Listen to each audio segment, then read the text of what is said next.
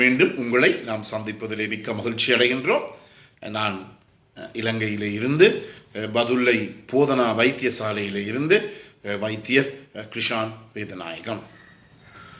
இந்த HIV நோயை கண்டுபிடிப்பதற்காக இந்த HIV நோய் கிருமிகள் எங்களுடைய இரத்தத்திற்குள் சென்று எவ்வளவு காலத்துக்கு பிற்பாடு இந்த நோயை கண்டுபிடிக்க முடியும் என்றது இன்று அனைவருக்கும் இருக்கிற ஒரு பிரச்சனை.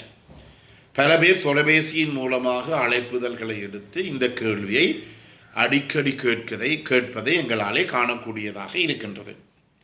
உதாரணமாக, இன்று ஒருவர் பாதுகாப்பற்ற பாலியல் ரீதியான தொடர்புகளை மேற்கொள்ளுகின்ற போது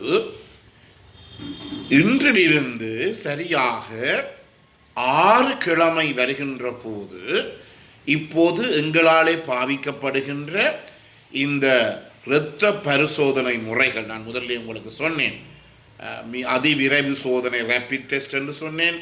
அதற்கு பிற்பாடு எலைசா எனப்படுகிற முறை இருக்குதுன்னு சொன்னேன். இந்த முறைகள் எல்லாம் இப்போது எங்களிடம் இருப்பது என்ன? 4வது தலைமுறை, அதாவது 4th generation டெக்னாலஜி என்றபடியினாலே இந்த வருகின்ற இந்த முடிவானது ஒருவர் பாதுகாப்பற்ற பாலியல் ரீதியான தொடர்புகளை மேற்கொண்டு 6 கிழமை தேவை இரத்தத்திலே இந்த மாற்றத்தை எங்களாலே கண்டுபிடிப்பதற்கு. என்றபடியினாலே ஒரு நோயாளி எங்களிடம் வருகிறார், வந்து அவர் சொல்லுகிறார், நேற்று நான் ஒரு பாதுகாப்பற்ற பாலியல் ரீதியான தொடர்பினை மேற்கொண்டேன், எனக்கு பயமாக இருக்கின்றது, எனக்கு HIV தொற்று ஏற்பட்டிருக்குமா இல்லையா என்ற பிரச்சனை இருக்கின்றது, நான் எவ்வாறு அதை பார்ப்பது என்று சொல்லி கேட்டால், வந்த அன்றே நாங்கள் அவருடைய இரத்தத்தை முதலிலே பரிசோதித்து பார்ப்போம். அதற்கு முக்கிய காரணம் என்ன? இந்த தொற்றுக்கு முதலிருந்தே அவருக்கு ஏதாவது இந்த HIV தொற்று இருக்கின்றதா என்பதை நாங்கள் அறிந்து கொள்வதற்காக. அதன் பிற்பாடு மீண்டும் நாங்கள் 6 கிழமைகளுக்கு பிற்பாடு மீண்டும் அவரை நாங்கள் அவருடைய இரத்தத்தை சோதித்து பார்ப்போம். அதன் பிற்பாடு மீண்டும் ஒரு கூடுதலான அளவு 100க்கு 100% அதை உறுதிப்படுத்த, அவருக்கு நோய் இல்லை என்பதை உறுதிப்படுத்த, அந்த பாதுகாப்பற்ற பாலியல் ரீதியான தொடர்பு கொண்ட நாளிலே இருந்து 3 மாதத்துக்கு பிற்பாடு, சரியாக 3 மாதத்திலே மீண்டும் அவருடைய இரத்த பரிசோதனையை நாங்கள் செய்து கொள்வோம். இதற்குரிய முக்கிய காரணம் என்ன? நாங்கள் HIV ஜீரோ கன்வர்ஷன் என்று சொல்லுவோம். அதாவது HIV கிருமியால் இரத்தத்திலே மாற்றம் ஏற்படுத்தி அதன் மூலமாக அந்த இரத்த பரிசோதனைகள் HIV பாசிட்டிவாக, அதாவது அவருக்கு இந்த நோய் இருப்பதாக வருகிறதா என்பதை கண்டுபிடிப்பதற்காக.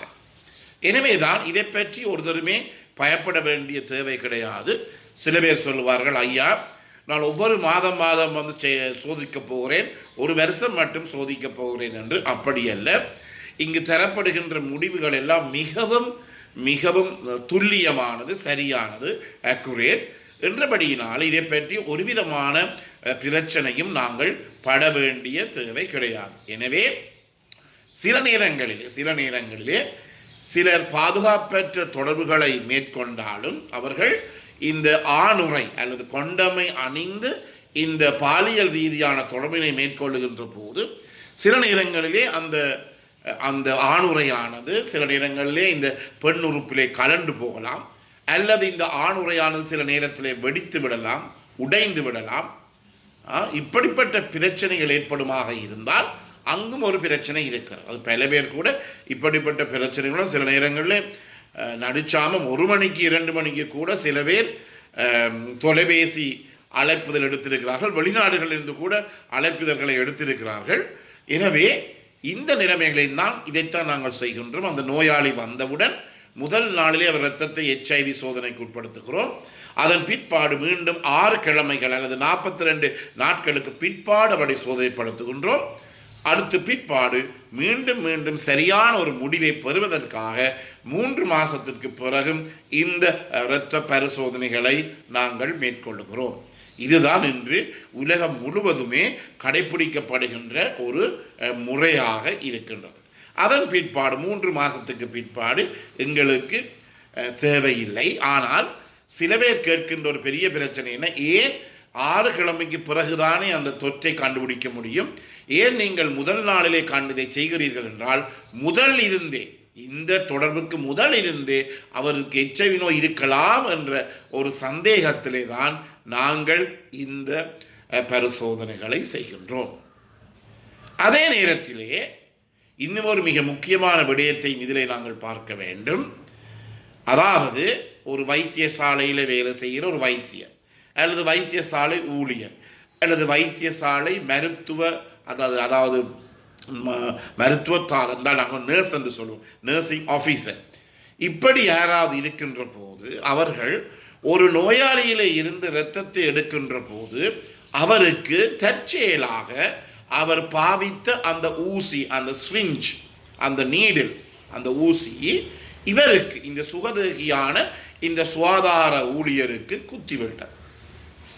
குத்திவிட்டால் இதிலேயும் ஒரு பெரிய பிரச்சனையான விடயம் இருக்கின்றது. என்னவென்றால் அந்த நோயாளிக்கு என்ன நோய் இருக்கின்றது என்று எங்களுக்கு தெரியாது.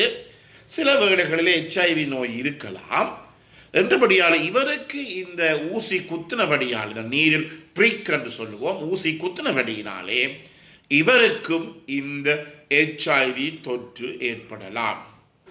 எனவே இது ஒரு பாரதூரமான பிரச்சனை. என்றபடியினாலே நாங்கள் இந்த நிலைமைகளில் என்ன செய்கிறோம் என்றால், எந்த நோயாளியிடமிருந்து இரத்தம் எடுக்கப்பட்டதோ அந்த நோயாளியினுடைய இரத்தத்தை எடுத்து அவருக்கு நாங்கள் என்ன சோதனையை செய்வோம், அதிவிரைவு பரிசோதனை, ரேபிட் டெஸ்ட், RTA செய்வோம். அதன் பிற்பாடு அவருடைய இரத்தத்தை நாங்கள் எலைசா எனப்படுகின்ற பரிசோதனைக்கும் உட்படுத்தி பார்ப்போம், அந்த நோயாளிக்கு HIV எனப்படுகிற நோய் இருக்கின்றதா என்று. அதே நேரத்திலே யாருக்கு குத்தினதோ அந்த வைத்திய அதிகாரியோ அல்லது சுகாதாரத்திலே, அதாவது சுகாதார வைத்தியசாலையில் வேலை செய்கிற ஊழியராக இருக்கலாம், நர்ஸாக இருக்கலாம், அவருடைய இரத்தத்தையும் நாங்கள் எடுப்போம். ஏனென்றால் அதுக்கு அவருக்கு சில நேரத்தில் முதலிருந்தே இந்த HIV நோய் தொற்றி இருக்கலாம், முதலிருந்தே அவருக்கு இருக்கலாம் என்ற சந்தேகத்திலே அவருடைய இரத்தத்தையும் சோதித்து அதன் பிற்பாடு இதுவரையுமே நோய் இல்லை என்று கண்டால் மீண்டும் அந்த மருத்துவ ஊழியருடைய இரத்தத்தை 6 மாதம் 3 மாதம் மட்டும் நாங்கள் சோதித்து பார்ப்போம். எனவே இது வைத்தியசாலையில் வேலை செய்கிற எந்த ஊழியராகவும் இருக்கலாம், அல்லது எங்களுடைய ஆம்புலன்ஸில் வேலை செய்கிற ஊழியர்களாக இருக்கலாம், அல்லது அங்கே வேலை செய்கிற ஒரு டிரைவராக இருக்கலாம், சாரதியாக இருக்கலாம், அல்லது அட்டெண்டண்டாக இருக்கலாம். அவர்கள் கூட நோயாளி எந்த நேரம் தூக்கி கொண்டு திரிகிறார்கள் என்றபடியாலே அவர்களுக்கும் கூட இந்த பாதுகாப்பற்ற நிலைமையிலே, அதாவது கையுறைகள், கிளவுஸ் ஒன்றும் இல்லாமல் யாராவது நோயாளிகளை தூக்கி கொண்டு திரிகின்ற போது அவர்களுக்கு கூட இந்த நோய் தொற்று ஏற்படலாம். என்றபடியினாலே எங்களுடைய முறை என்ன, முதலிலே வந்தவுடன் அந்த நோயாளியினுடையவும் அந்த சுகாதார ஊழியருடைய இரத்தத்தை சோதிக்கின்றோம், மீண்டும் 6 கிழமைக்கு பிறகு சோதிக்கிறோம், மீண்டும் 3 மாதத்துக்கு பிறகு சோதிக்கிறோம். எனவே இந்த நிகழ்ச்சி உங்களுக்கு பிடித்திருந்தால் இந்த நிகழ்ச்சியை கேட்காதவர்களுக்கு கட்டாயமாக இந்த நிகழ்ச்சியை அறிமுகப்படுத்துங்கள். அதே நேரத்தில் இதை நீங்கள் லைக் செய்யலாம், ஷேர் பண்ணலாம். இந்த நிகழ்ச்சிக்கு மேலே இருக்கிற மணி சின்னம் பெல் சாயினை அமர்த்தி இதை நீங்கள் சப்ஸ்கிரைப் பண்ணலாம். மீண்டும் உங்களை சந்திக்கும் வரை நன்றி, வணக்கம்.